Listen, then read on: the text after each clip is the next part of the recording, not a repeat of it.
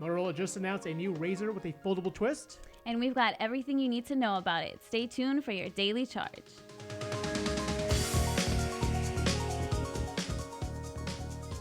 Welcome to the Daily Charge. It's Thursday, November 14th. I'm Roger Chang. And I'm Lauren Rout. And we've got special guest Ken Young from Flipboard. Today we're talking Motorola.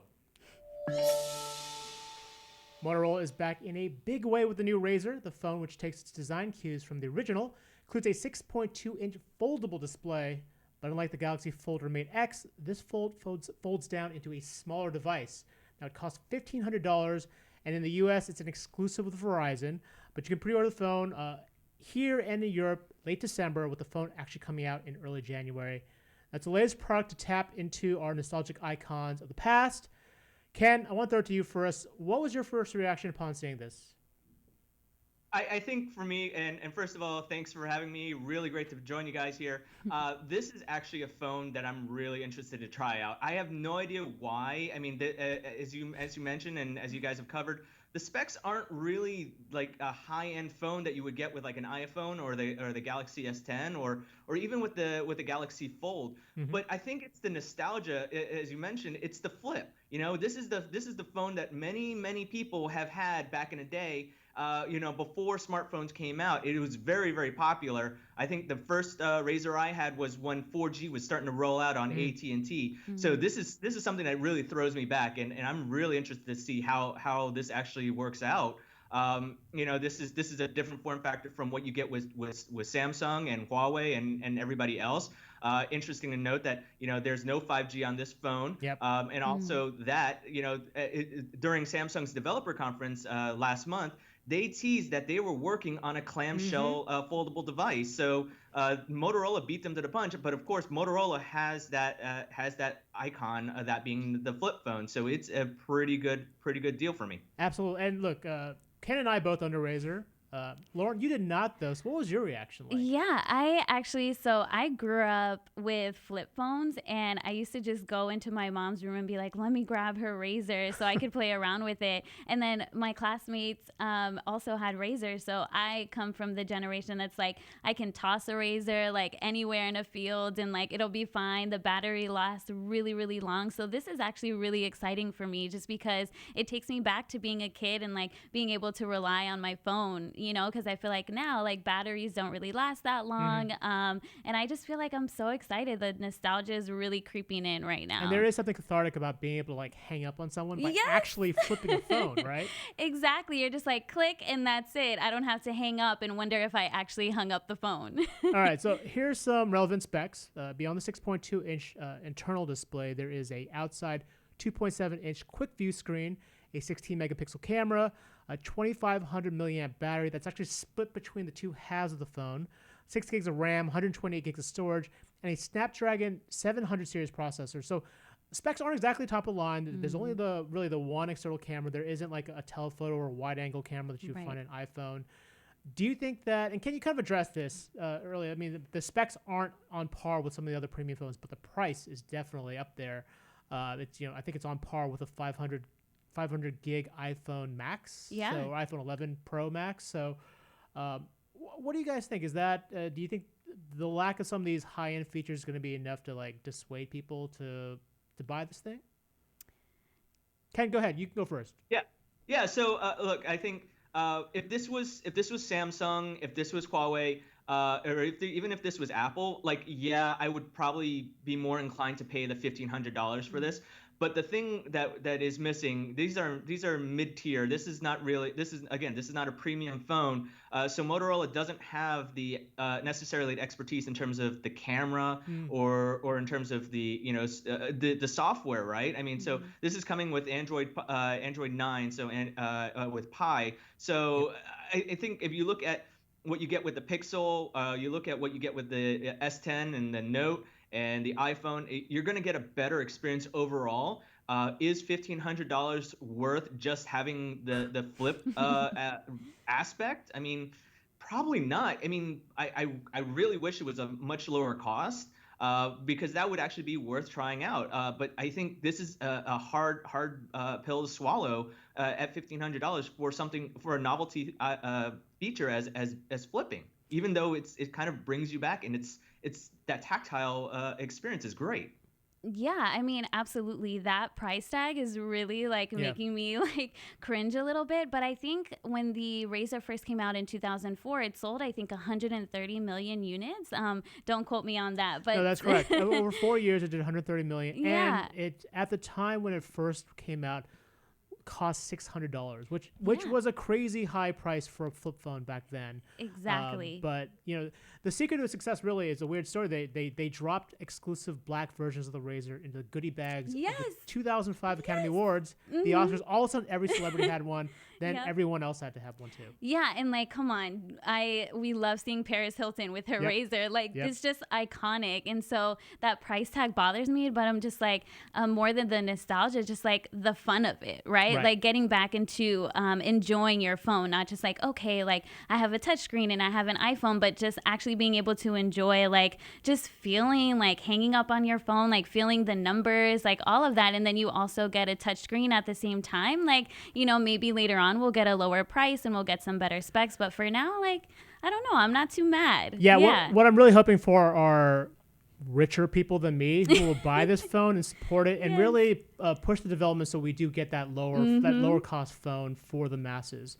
All right, so let's move on. It's time to find out what you all think. We'll dive in the chat and see if you folks are really on board with the new Razr or if this is all just nostalgic appeal. What do you think it stacks up against the other marquee foldables like the Galaxy Fold or Mate X? BVG, what do you have? Taking a look at the chat and seeing what everybody's curious about today. First and foremost, from our social post earlier today, Matthew says these flip phones will be a gimmick or fad and fade real fast. Do we think that's the case? The other question is, like, is this really, like, hang on, who said it? Somebody had a really good one. Brian with an IM. This phone is definitely for millennials.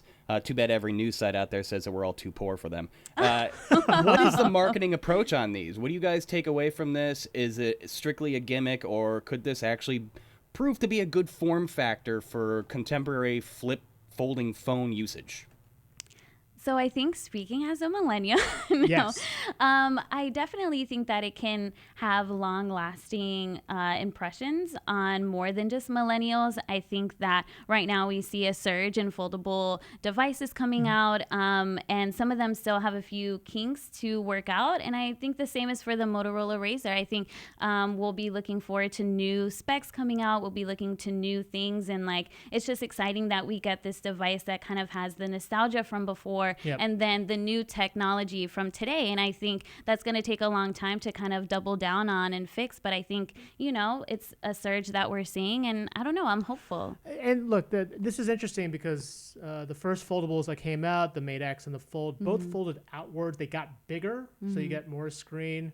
I don't know if everyone really wanted that. So Motorola's taking the opposite approach. And I'm curious to get both your thoughts on this. Like, would you prefer a phone that got smaller, or would you prefer a phone that got bigger?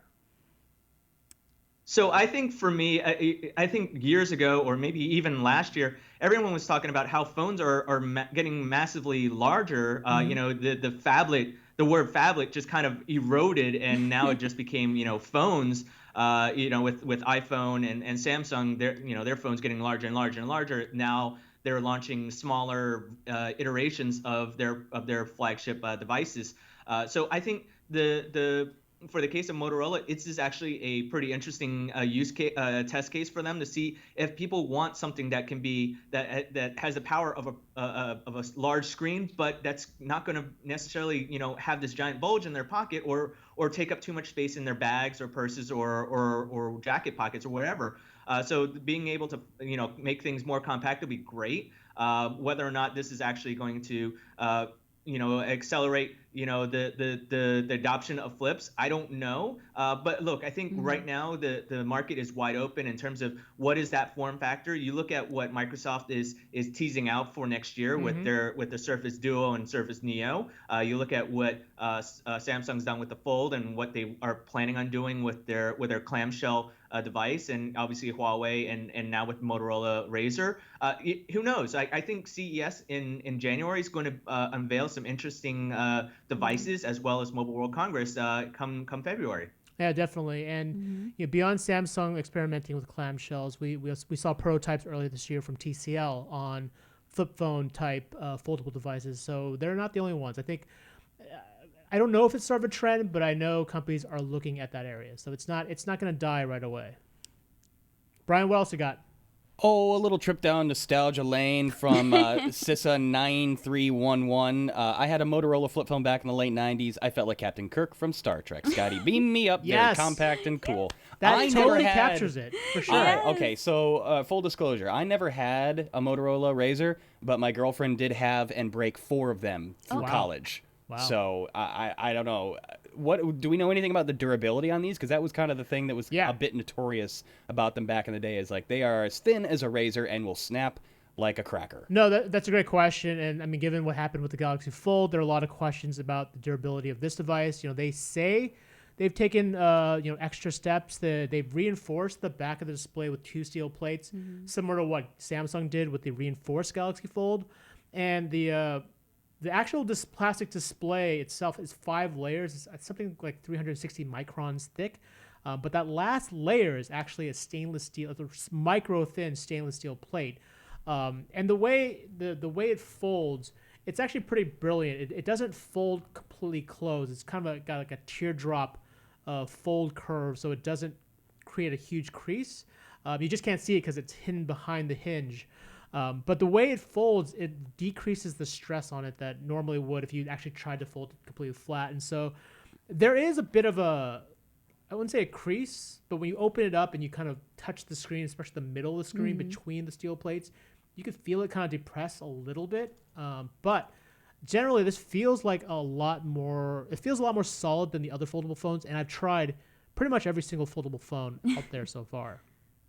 Hey, Roger, how did you, when you were holding onto the device, how did you enjoy opening and closing it and using it like a typical Razr back in the day, right? I mean, if you look at the Razr from yesteryear to now, it seems like the traditional flip phone was thinner, was skinnier than this. So obviously now phones these days have to adhere to more like a 5.7, 6.1 inch screen, like in terms of the width of a typical smartphone. So now that the Razr is going to be wider. So how did it feel holding that? Because it was so much. There was something about that whole experience of just being able to flip open a phone with whether you had a Razr or Sidekick or whatever else you had back in the day. Did this bring back any of those type of feelings? Yeah, no, it's a great question. Like we had a bunch of original Razrs on hand when we were trying out the new one, and like going back to it, it was funny how thin and like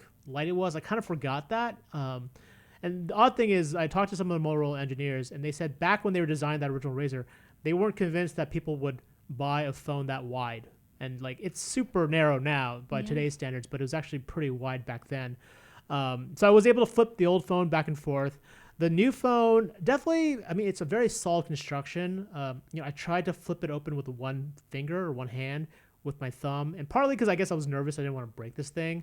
But it was kind of tough. It was the top half of the phone is heavier than you'd expect. There's some stainless steel parts into it, so it's a bit reinforced.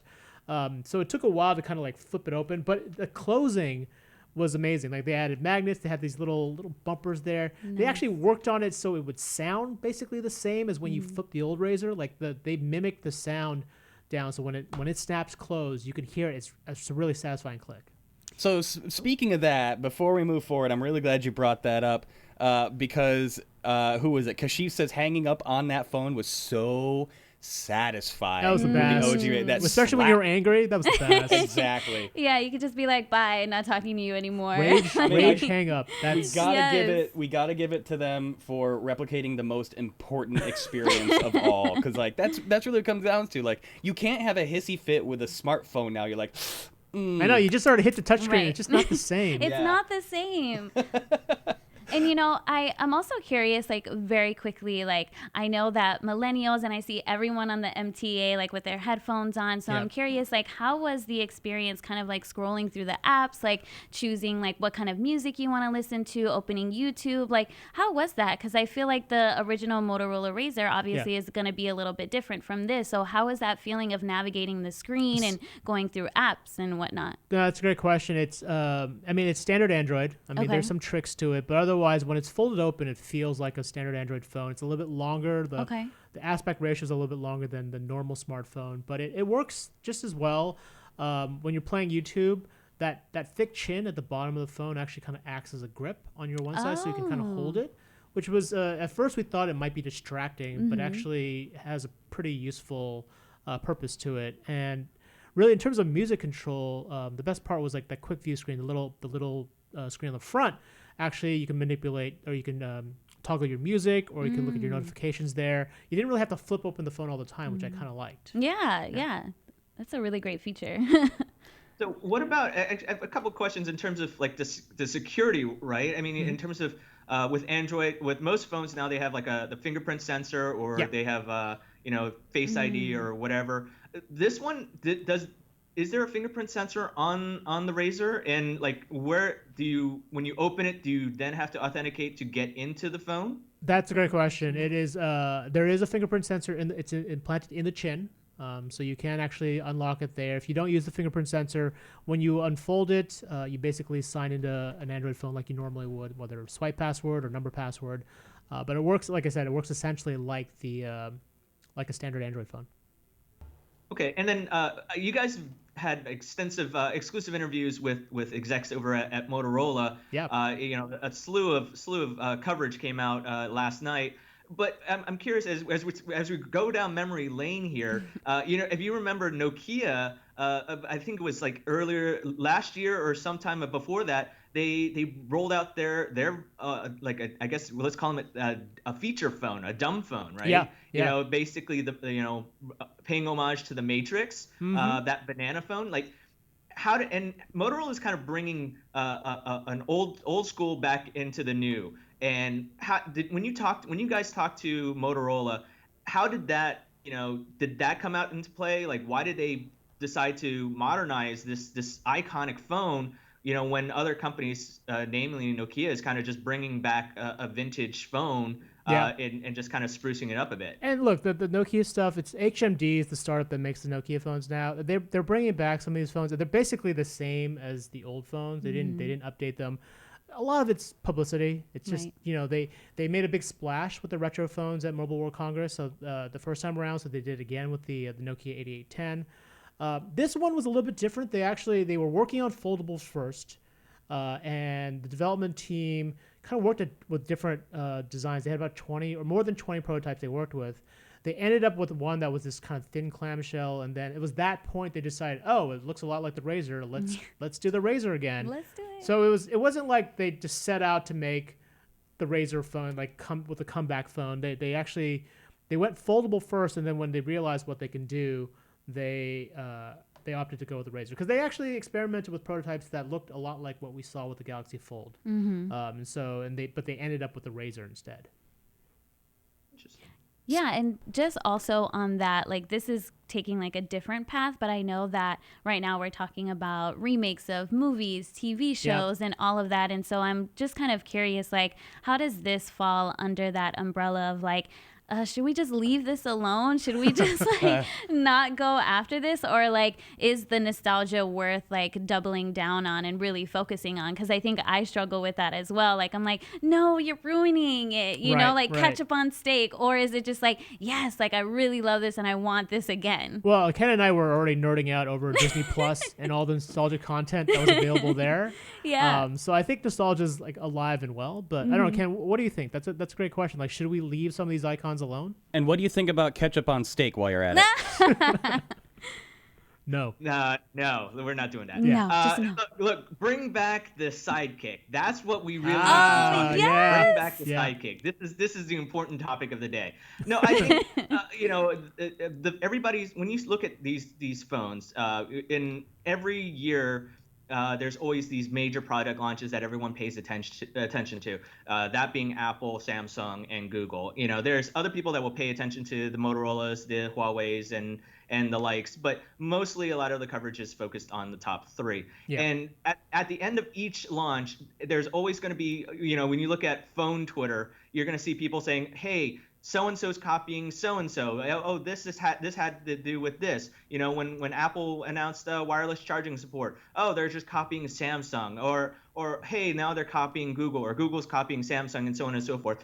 And at some point, all these premium phones just wind up looking the same, and they're having not as significant of a jump in terms of upgrades. Like you have to wait probably 2 or 3 iterations before you find that next generation phone where you're like, this is actually very different for me, and this has more value to me. Now, what Motorola is hoping for is to kind of go back and say, look, this is, we're giving you pretty much most of what you have on your existing phone, but here's the flip. You love the flip back then. Here we go. We're bringing it back, and hoping that will change your mind about Motorola. Most people probably don't think of Motorola as much as they do with Samsung and Google and Apple. Now, whether or not bringing back other vintage things, I don't know. It probably couldn't hurt, but well within reason, because at some point, gimmicks just become gimmicks versus actual, renaissance changes. Yeah, and it's important to note, like, I think bringing something back, if you don't have the substance to back it up, that's the issue. Like, I brought up in the story the SNES Classic, the NES Classic came back. They were huge hits because they brought back the games you wanted. They kind of got that. But Sony tried to do the same thing with the PlayStation Classic, and that was a huge flop because the games weren't that great, the selection wasn't great, it was overpriced, and so the UI sucked. Tapping into the nostalgia isn't a guarantee for success. Right. All right, we got to really slam through some of these questions because we got some good ones coming in. No, the conversation's been fantastic. Speed round, let's go. Yeah, let's try to knock a few of these out. Yo, Srinjoy, where you been, man? We haven't heard from you in 1,000 years. If you were to choose one between Essential's upcoming Project GEM long phone and the foldable Razr, both pushing the stagnant smartphone form factor, which would you rock as your daily driver? Ken, do you want to take this one first? I think I will probably go with Motorola just because that flip aspect is probably something I'm just hung up on. I don't know the phone will be probably like mediocre at best for me. But look, I think I'll be walking down the street flipping all day long. That's basically There you go. Yes, I am 100% with you. I want to open it. I want to hang up on somebody, anybody. I'm here for it, and I will rock it. You get one, you can call me and hang up on me. Yes, and then I'll hang up. I'm the same way. Like I'm not particularly interested in that long phone. It just seems weird. Like practically speaking, I don't know if I want a phone that'll jut out of my pocket. Yeah, no. So talk about gimmicks. That sounds like the absolute epitome of gimmick. Yeah. Has anyone invented an app yet that makes like a hang-up sound on your phone? I feel like I'm sure there is. I'm sure there is, but if not, it's yours. Yeah, I'm calling dibs on that one. Okay, we're still rapid fire, trying to get through a few more of these. Kashif says, I came in late. But what's the deal with the box for the Motorola Razr? Apparently, it can be used as its own like speaker amplifier. Yes, this has my attention. Yeah. So it's a hard plastic box, but it's kind of it's sort of been designed so it's got like this translucent plastic cap, but when you take it off and you remove part of or half the box, it actually turns into a stand, and it's got little speaker grills at the bottom. So when you put the phone on the stand position and play music, it'll actually slightly amplify. It's not a speaker or anything. Like it's a cheap stand. I told them that they should have cut out some sort of hole for a wire pass through because you can't actually charge it on that stand. So for me, it's kind of worthless. But it's clear like they were trying to put some thought into the packaging to make that to kind of reinforce the idea that this is a premium phone, despite the fact it doesn't have premium specs. Yeah.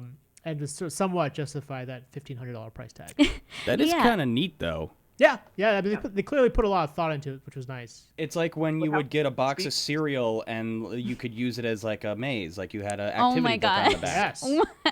Yes. That is my equivalent. I also like that the accessory case works as a carry case as well. Yes. I'm yeah. kind of interested in how that's going to look in my satchel that I carry on the MTA, but that's another thought. And I also like that it has a headphone jack. It doesn't. Yeah. It Oh, it doesn't? doesn't? It has only a USB-C out, and so but the headphones that come included do have are USB-C. Okay. So At least they're still living that dongle life. yeah, Yep. it comes with a dongle too. Hey. Of course it There does. you go. Hey, Google doesn't have a dongle anymore, so you know, Touche. can't take it for granted. Right. All right, more rapid fire. Rapid fire. Is the battery smaller than the Pixel 4? I don't know what the Pixel 4 is right off the bat. I'll have to look it up, but it's. Well, look it up. Rapid fire. Rapid fire. All right, keep going. I want to get through. These are Yeah, really good go. questions today, and we've eaten up a lot of time. We got to let Ken go shortly. Just a couple more minutes. I'm wondering, with this new form factor, when a phone is half open, does it make the top part of the screen more reachable with one hand? So I think he's asking about like the UI layout, the Apple layout, and how it works with like If a it's- partial open. Sorry, if it's half open, like Yeah. at an angle. I don't know. I'm having a hard time differentiating this one. Brian, if you want to go ahead and clarify for us. I will say, like, if you try to close it, it'll start to slam shut. It doesn't really do because like, of the magnet, there's no Pac-Man. partial. Yeah, it doesn't do like the Pac-Man. The or Pac-Man. anything. And just to the earlier question, the Pixel 4 has a 2800 milliamp battery. This is, I think, a 2500 one, so it's slightly off. But the Razr has a smaller battery. Thank you much for that. Matthew Datcher says, I got an email this morning about the new Razr. It looks like a normal phone unfolded, but I love that it folds to a smaller size instead of Samsung's huge folded phone. I feel like, are we going to see Alfred pick up one of these shortly? What's the deal? I mean, he's not going to spend $1,500 on anything. That's extremely So, no. true. But if he got one as a gift, I think this is right up Alfred's He would be alley, into right? it. I think so. It's Yeah. thin, it's retro. You know, I think he would be into that. He's a hipster. Yeah. Very much. He wouldn't cop to that, but he is.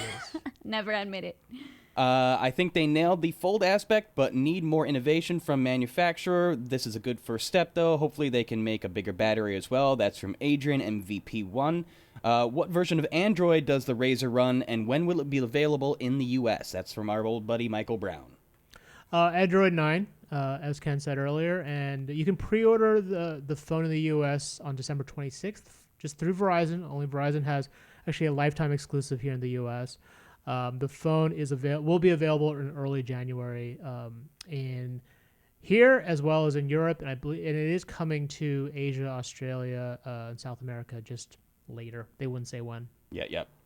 Our general takeaway on this one, I take this from Brian. He says, it sounds like the phone is a good step forward for foldables in general. Samsung can borrow the ideas on this one and make a sturdier Galaxy Fold. Oh, No shade, no Wow. shade, right? Wow. rough. Wow, Brian with an I. Man, that was brutal. Okay, so you guys mentioned this earlier, but Michael Brown brought it up too, and he did beat you to it. So all credit to Michael Brown. The sidekick. When are we going to see the sidekick come back? We've gotten the I don't damn know. 3310. We got the Razr. Where's my flippin' sidekick? I don't know. Ken clearly he's emotionally invested in the sidekick, right? Look, Yeah. I'm on T-Mobile. You know, I want the 5G sidekick with like super duper camera and Yeah. messaging. Like, I just want it all, really. You No, know, my- and have it support VR. Like, go nuts, T-Mobile. Go nuts, somebody. Make it happen. Oh, you know, you bring up 5G, and you noted correctly that it doesn't use 5G. I asked about why it doesn't have 5G radios in it because it's going to Verizon, and Verizon's all about the 5G. It's because they put all the components, the antennas, and everything in the chin. That's why it's much thicker. But when they considered using 5G, they just couldn't fit the antennas. So it was a physics problem. They just could not fit the antennas into that phone. Is that why Jay Leno had such a good career? Because they put all the talent in his chin? That's right. It's all the Wow. components Thought so. are in his chin. The humor and everything. That was a low blow joke on my part, but I feel like I've earned it. I've been behaving lately, so we are extremely over time, but this has been an excellent episode. Ken, thank you for joining us. Lauren, thank you for joining us. We got to do a little shameless self-promotion. Coming up this afternoon on our parent station, CNET, youtube.com/CNET, you can join us for a live battery test for the Apple AirPods, and we're doing it with all the gimmicks in place. We're doing our own lo-fi hip-hop beats to test your AirPods 2 station. Join us at 1:30 p.m. over at youtube.com/CNET. And we'll be doing a full test, start to finish at 100%, running the AirPods through a binaural microphone so you can hear what they hear, and just going to see and prove how long of a listening time you have with noise canceling on. So we hope to see you there. Roger, any last words? Thank you again to Ken for joining us. Yeah, no, thanks, Ken, Making for joining time. us. When thank you. the first I hear, whenever I hear about the sidekick coming back, you'll be the first person I call. Oh, thank you. I want the review unit. That's all I'm saying. We got you. We got you, Ken. All right, everybody have a great weekend. It's been a fantastic week. Roger. Yeah, don't forget to subscribe and ring the bell so you can join us here live weekday mornings. And if you get the chance, check out the links below to learn more about today's topics. Feel free to subscribe to our audio podcasts that are on every platform ever. For the Daily Charge, I'm Roger Chang. And I'm Lauren Rout. Thanks for joining us.